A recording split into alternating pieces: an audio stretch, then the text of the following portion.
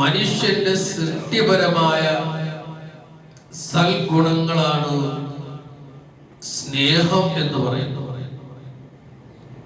നാം എല്ലാവരും സ്നേഹിക്കുന്നവരാണ്.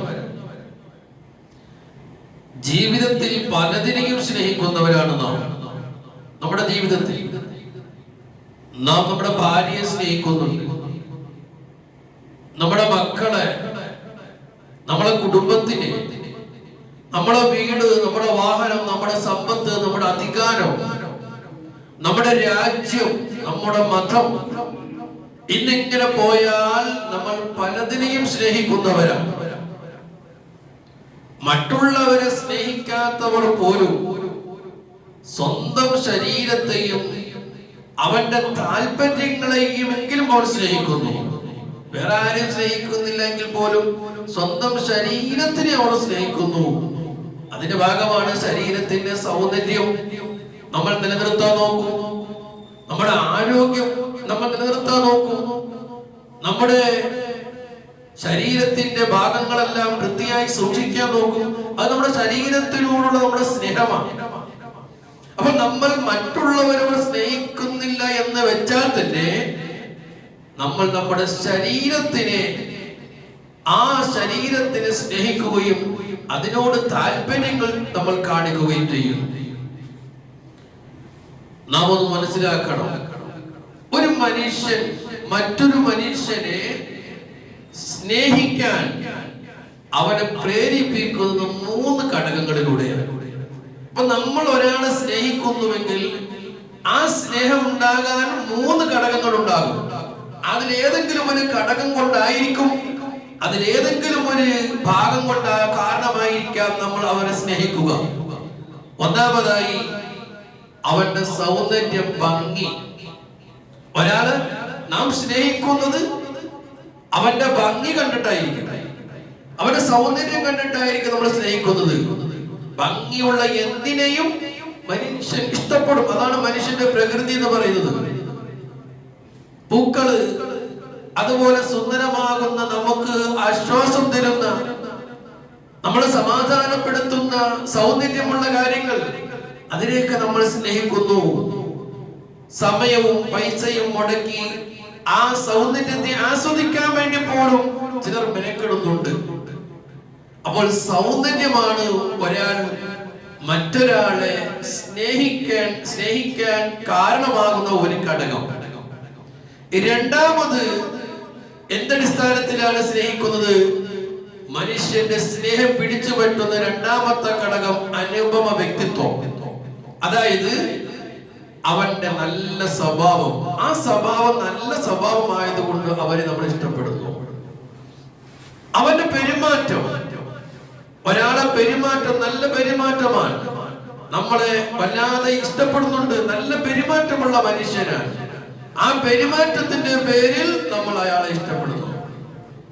ഈ സൽസ്വഭാവവും സൽപെരുമാറ്റവും ആരിൽ നിന്നുണ്ടായാലും മറ്റുള്ളവർ അയാളെ സ്നേഹിക്കുന്നു, ഇഷ്ടപ്പെടുന്നു.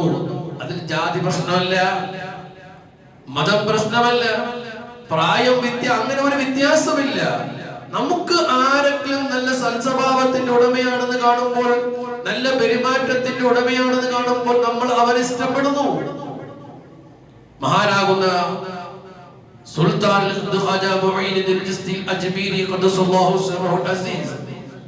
മഹാനുഭാവൻ ഇന്ത്യയിൽ ദീനീ ദഅവത്തിന് വേണ്ടി വന്നപ്പോൾ അവിടുന്ന് യുദ്ധം ചെയ്തിട്ടല്ല ആളുകൾ അവിടെ തിങ്ങിക്കൂടിയത്. മറിച്ച് അജ്മീർ ശൈഖിന്റെ ആ സ്വഭാവം, ആ പെരുമാറ്റം, അത് കണ്ടിട്ടായിരുന്നു ഇന്ത്യ രാജ്യത്ത് അജ്മീർ ശൈഖിനെ കണ്ടിട്ടായിരുന്നു ആളുകൾ കൂടിയത്. അപ്പൊ സ്വഭാവം നന്നായിരിക്കുമ്പോൾ, പെരുമാറ്റം നന്നാകുമ്പോൾ നമുക്ക് അവരോട് നല്ല ഇഷ്ടം തോന്നും. ഇത് രണ്ടാമത്തെ ഘടകമാണ്. മൂന്നാമത്തേത് ഔദാര്യവും ഉപകാരവും. ഒരാൾ നമുക്കൊരു ഉപകാരം ചെയ്തു, അല്ലെങ്കിൽ അവന്റെ ഔദാര്യം നമുക്ക് ലഭിച്ചു, അങ്ങനെ ചെയ്യുന്നവരെയും നമ്മൾ ഇഷ്ടപ്പെടുന്നു. അപ്പോൾ ഒരു മനുഷ്യൻ ഒരാളെ ഇഷ്ടപ്പെടുന്നത് ഒരുവന്റെ സൗന്ദര്യമോ അവന്റെ ഭംഗിയോ കണ്ടിട്ടായിരിക്കും. അതല്ലെങ്കിൽ ഒരുവന്റെ വ്യക്തിത്വ സ്വഭാവം നല്ല സ്വഭാവമോ നല്ല പെരുമാറ്റമോ കണ്ടിട്ടായിരിക്കും, അല്ലെങ്കിൽ ഒരാളുടെ ഔദാര്യവും അവന്റെ ഉപകാരവും ആ ഒരു കാരണം കൊണ്ടായിരിക്കും നമ്മൾ ഒരു വ്യക്തിയെ ഇഷ്ടപ്പെടുക. എങ്കിൽ ഒരു നേരത്തെ ഭക്ഷണം, ഒരു നല്ല വാക്ക്, ഒരു സഹായം, ഇങ്ങനെ ചെയ്യുന്ന ഏതൊരാളെയും ഒരാൾ ഇഷ്ടപ്പെടുന്നുവെങ്കിൽ നാം മനസ്സിലാക്കേണ്ടത് ഈ പറഞ്ഞ 3 വ്യക്തിത്വങ്ങളും, ഈ പറഞ്ഞ സ്നേഹിക്കാൻ ആവശ്യമാകുന്ന ഈ 3 ഘടകങ്ങളും എല്ലാം സമ്പൂർണമായി ഒരുമിച്ച് കൂടിയ ഒരു വ്യക്തി ഉണ്ടെങ്കിൽ, ഈ സ്വഭാവത്തിന്റെ വിഷയത്തിലായാലും അതുപോലെ ഉപകാരം ഔദാര്യത്തിന്റെ വിഷയത്തിലായാലും സൗന്ദര്യത്തിന്റെ വിഷയത്തിലായാലും നമുക്ക് എല്ലാ ഘടകങ്ങളും ഒരുമിച്ച് കൂടിയ ഒരു വ്യക്തിത്വം നമ്മുടെ മുന്നിലുണ്ടെങ്കിൽ, നമുക്ക് സ്നേഹിക്കപ്പെടാൻ ഒരു വ്യക്തിത്വം ഉണ്ടെങ്കിൽ, അത് ലോകത്തിന്റെ നേതാവ് സയ്യിദുനാ വ ഹബീബുനാ മുഹമ്മദുർ റസൂലുള്ളാഹ് സ്വല്ലല്ലാഹു അലൈഹി വസല്ലമ തങ്ങളാണ്. സൗന്ദര്യത്തിന്റെ വിഷയത്തിലേക്ക് പോയാൽ നബി തങ്ങളെ കവച്ചു വെക്കുന്നൊരു സൗന്ദര്യമുണ്ടോ? അവിടുത്തെ ഭംഗി, ആ ഭംഗിയെ കവച്ചു വെക്കുന്നൊരു ഭംഗി വേറൊരാൾക്കുമില്ലല്ലോ. മഹാനാകുന്ന ബർറാഖ് ബിൻ ആസിബ് റളിയല്ലാഹു അൻഹു പറയുന്നു, കാന റസൂലുള്ളാഹി സ്വല്ലല്ലാഹു അലൈഹി വസല്ലം, നബി സ്വല്ലല്ലാഹു അലൈഹി വസല്ലം തങ്ങളായിരുന്നു അഹ്സനുൻ നാസി വജ്ഹാ അഹ്സനുഹും ഖുൽഖാ. ഹബീബായ പ്രവാചകനെ സ്വഹാബത്ത് പരിചയപ്പെടുത്തി തരികയാണ്. അവിടുത്തെ ഭാര്യമാരെ നമുക്ക് പരിചയപ്പെടുത്തി തരികയാണ്. നീണ്ട വർഷക്കാലം പ്രവാചകനോടൊപ്പം ഉണ്ടായിരുന്ന ലക്ഷക്കണക്കിന് വരുന്ന സ്വഹാബാക്കൾ ഹബീബായ മുഹമ്മദുർ റസൂലുള്ളാഹി സ്വല്ലല്ലാഹു അലൈഹി വസല്ലമ തങ്ങളെ നേരിട്ട് കണ്ട സ്വഹാബികള്, പ്രവാചകനെ നേരിട്ട് മനസ്സിലാക്കിയ സ്വഹാബികള്, ആ സ്വഹാബികൾ പറയുന്നു, ഹബീബായ പ്രവാചകൻ എങ്ങനെയുള്ള ആളായിരുന്നു? അഹ്സനുൻ നാസി വജ്ഹാ വ അഹ്സനുഹും ഖുൽഖാ. നബിതങ്ങൾ ജനങ്ങളെ കൂട്ടത്തിൽ ഏറ്റവും സൗന്ദര്യമുള്ള ആളായിരുന്നു. നബിതങ്ങളെ കവച്ചു വെക്കുന്ന ഒരു സൗന്ദര്യമുള്ള മറ്റൊരാളില്ല. വ അഹ്സനുഹും ഖുൽഖാ. സ്വഭാവ മഹിമയുടെ പേര് പറയുകയാണെങ്കിൽ നബിതങ്ങളുടെ സ്വഭാവം വലിയ മെച്ചമായ സ്വഭാവമായിരുന്നു. അപ്പോൾ ഹബീബായ മുഹമ്മദുർ റസൂലുള്ളാഹി സ്വല്ലല്ലാഹു അലൈഹി വസല്ലമ തങ്ങളുടെ സൗന്ദര്യം, ഹബീബായ പ്രവാചകന്റെ സ്വഭാവവും ആ സ്വഭാവത്തിനേക്കാളും ആ സൗന്ദര്യത്തിനേക്കാളും കവച്ചു വെക്കുന്ന ഒരു നേതാവ്, കവച്ചു വെക്കാൻ പറ്റുന്ന ഒരു മനുഷ്യരുണ്ടോ? ലോകത്ത് ഇല്ല, ഇല്ല. അതുകൊണ്ട് സൗന്ദര്യത്തിന്റെ പേരിൽ നമ്മൾ ഒരാളെ സ്നേഹിക്കുന്നുവെങ്കിലോ, സൗന്ദര്യത്തിന്റെ പേരിൽ, ഭംഗിയുടെ പേരിൽ നാം ഒരാളെ സ്നേഹിക്കുന്നുവെങ്കിലോ, നമുക്ക് സ്നേഹിക്കാൻ ഒരു നേതാവുണ്ട്, സയ്യിദുനാ മുഹമ്മദുർ റസൂലുള്ളാഹി സ്വല്ലല്ലാഹു അലൈഹി വസല്ലമ തങ്ങളാണ്. അന്ത ശംസുൻ അന്ത ബദറു അന്ത നൂറു ഫൗഖ നൂരി അന്ത ഇക്സിറു വഗാനി അന്ത മിസ്ബാഹുസ് സുദൂരി. യാ നബി സലാം അലൈക്കും, യാ റസൂൽ സലാം അലൈക്കും, യാ ഹബീബ് സലാം അലൈക്കും, സ്വലവാത്തുല്ലാഹ് അലൈക്കും. നബിയേ, അങ്ങ് സൂര്യനാണോ നബിയേ? അല്ല, അങ്ങ് ചന്ദ്രനാണോ നബിയേ? അങ്ങയുടെ പ്രകാശത്തിനേക്കാൾ സൗന്ദര്യത്തിനേക്കാൾ കവച്ചു വെക്കുന്ന ഒരു പ്രകാശമോ സൗന്ദര്യമോ മറ്റാർക്കുമില്ലല്ലോ നബിയേ. അന്ത മിസ്ബാഹുസ് സുദൂർ. നബി തങ്ങൾ വല്ലാത്ത പ്രകാശത്തിന്റെ ഉടമയാണ്. ആ പ്രകാശത്തിനോട് തുലനം ചെയ്യാൻ ഒരു സൂര്യനും കഴിയില്ല, ഒരു ചന്ദ്രനും കഴിയില്ല, ഒരു നക്ഷത്രത്തിനും കഴിയില്ല, അല്ലാഹുവിന്റെ ഒരു പടപ്പിനും കഴിയില്ല. അപ്പോൾ നിങ്ങൾ സൗന്ദര്യം നോക്കി നിങ്ങൾ ഒരാളെ സ്നേഹിക്കുന്നുണ്ടോ? സൗന്ദര്യം കണ്ടിട്ട് നിങ്ങൾ ഒരാളെ പ്രേമിക്കുന്നുണ്ടോ? സൗന്ദര്യം കണ്ടിട്ട് ഒരാളോട് നിങ്ങൾക്ക് മഹബത്തുണ്ടോ? എങ്കിൽ മഹബത്ത് വെക്കാനുള്ള ഒരു നേതാവ് സയ്യിദുനാ വ ഹബീബുനാ മുഹമ്മദുർ റസൂലുള്ളാഹ്. അല്ലാഹു തൗഫീഖ് നൽകി അനുഗ്രഹിക്കുമാറാകട്ടെ. ആ പ്രവാചകനെ സൗന്ദര്യം കണ്ട് നിങ്ങൾ സ്നേഹിച്ചോ? ഇനി വ്യക്തിത്വമാണോ? സുന്ദരമായ വ്യക്തിത്വമാണോ?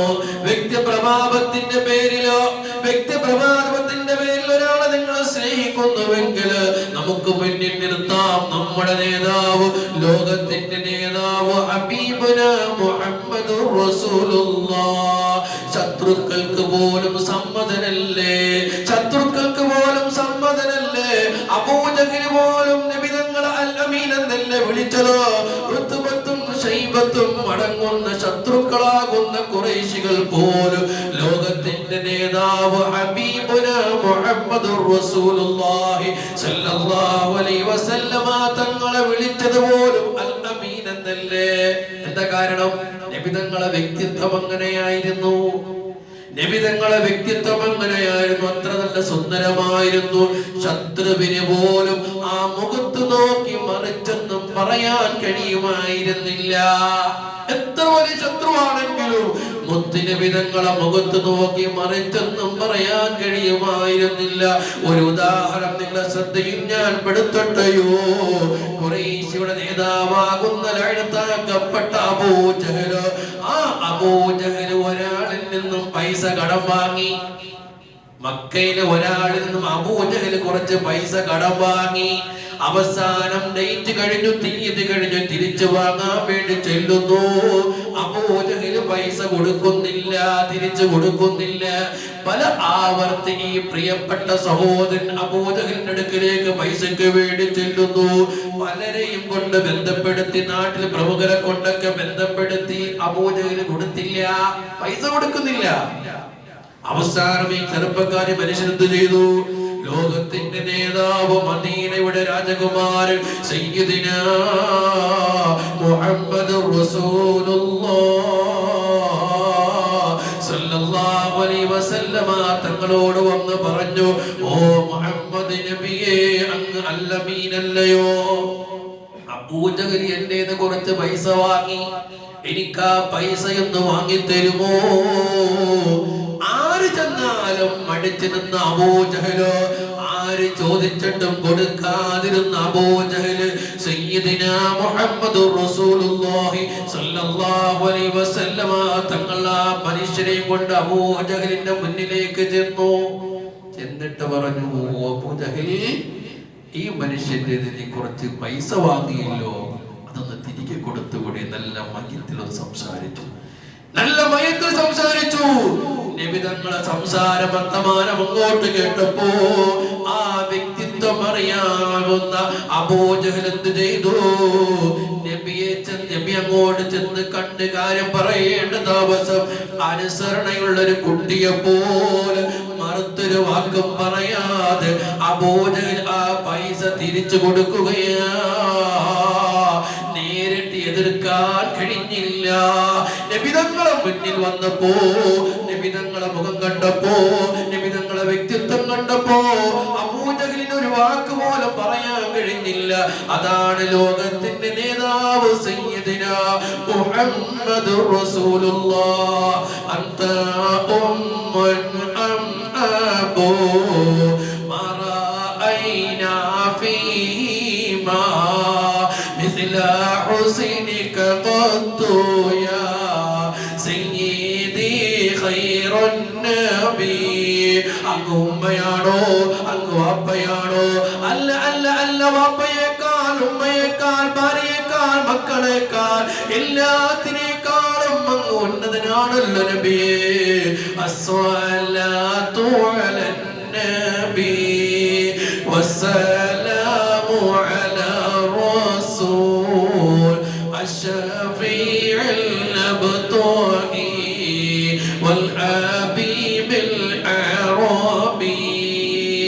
വ്യക്തിത്വമാണോ നിനക്ക് മാനദണ്ഡം? ഒരാളെ സ്നേഹിക്കാൻ നിന്റെ മാനദണ്ഡം വ്യക്തിത്വമാണോ? എങ്കിൽ നീ സ്നേഹിച്ചോ ഹബീബായ മുഹമ്മദ് റസൂലുള്ളാഹ്. ആ പ്രവാചകനെ സ്നേഹിച്ചോ. സ്വഭാവമാണോ വ്യക്തിത്വമാണോ നീ തന്റെ മാനദണ്ഡം? എങ്കിൽ നമ്മുടെ മുന്നിൽ ഒരു നേതാവുണ്ടോ, സയ്യിദുനാ മുഹമ്മദ് റസൂലുള്ളാഹി. സൗന്ദര്യം കൊണ്ട് പ്രേമിക്കുന്നുണ്ടോ? വ്യക്തിത്വം കാരണം ഒരാളെ നീ സ്നേഹിക്കുന്നുണ്ടോ? കണ്ണും പൂട്ടി സ്നേഹിച്ചോ മദീനയുടെ രാജകുമാരൻ സയ്യിദുനാ മുഹമ്മദ് റസൂലുള്ളാഹ്. വേറെ ആരുണ്ട് നമ്മുടെ നേതാവല്ലാതെ? ഇനി മൂന്നാമത്തെ മാനദണ്ഡം നോക്കുമ്പോ, ഔദാര്യത്തിന്റെ പേരിലോ ഉപകാരം ചെയ്തതിന്റെ പേരിലാണ്. എനിക്കൊരാൾ ഉപകാരം ചെയ്തതിന്റെ പേരിൽ ഞാൻ അയാളെ സ്നേഹിച്ചു. ഒരാൾ എനിക്ക് ഔദാര്യമായി ഒന്ന് തന്നതിന്റെ പേരിൽ ഞാൻ അയാളെ സ്നേഹിച്ചു. ഇങ്ങനെ ഔദാര്യത്തിന്റെയോ ഉപകാരം ചെയ്തതിന്റെ പേരിലോ നീ ഒരാളെ സ്നേഹിക്കുന്നുണ്ടോ? സ്നേഹിക്കാൻ നീ തിരഞ്ഞെടുക്കുന്നുണ്ടോ? എങ്കിൽ നമുക്ക് തിരഞ്ഞെടുക്കാൻ ഒരു നേതാവുണ്ട്. ഏത് വലിയ ഘട്ടത്തിൽ പോലും ഔദാര്യമുള്ള നേതാവ്, ഏത് സമയത്ത് പോലും നമുക്ക് വേണ്ടുന്ന സഹായം ചെയ്യുന്ന നേതാവ് സയ്യിദുനാ വ ഹബീബുനാ മുഹമ്മദുർ റസൂലുള്ളാഹ്. ആ നബിതങ്ങളെ പോലെ ഔദാര്യമുള്ള വേറെ ആരാണുള്ളത്? ആ നബിതങ്ങളെ പോലെ സ്നേഹിക്കുന്ന സമുദായത്തിനോട് ഔദാര്യം ചെയ്യുന്ന, സമുദായത്തിനെ സ്നേഹിക്കുന്ന, ഉപകാരം ചെയ്യുന്ന നേതാവ് വേറെ ആരാണുള്ളത്?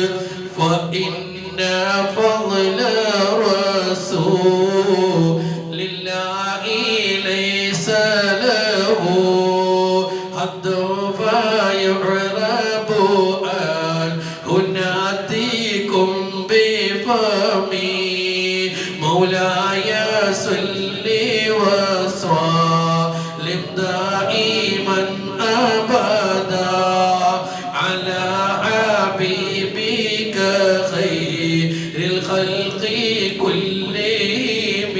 നബി തങ്ങളെ ഫضل പറഞ്ഞാൽ തീരുമോ? നബി തങ്ങളെ ഔദാര്യം പറഞ്ഞാൽ തീരുമോ? നബി തങ്ങളെ സ്നേഹം പറഞ്ഞാൽ തീരുമോ?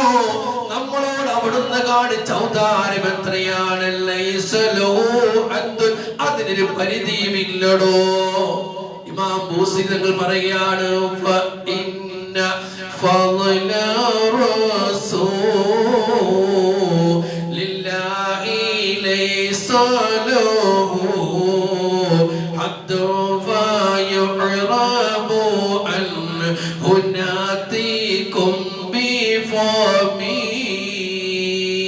നബിതങ്ങളെ ഔദാര്യം, നബിതങ്ങളെ ഫളല്, അതിന്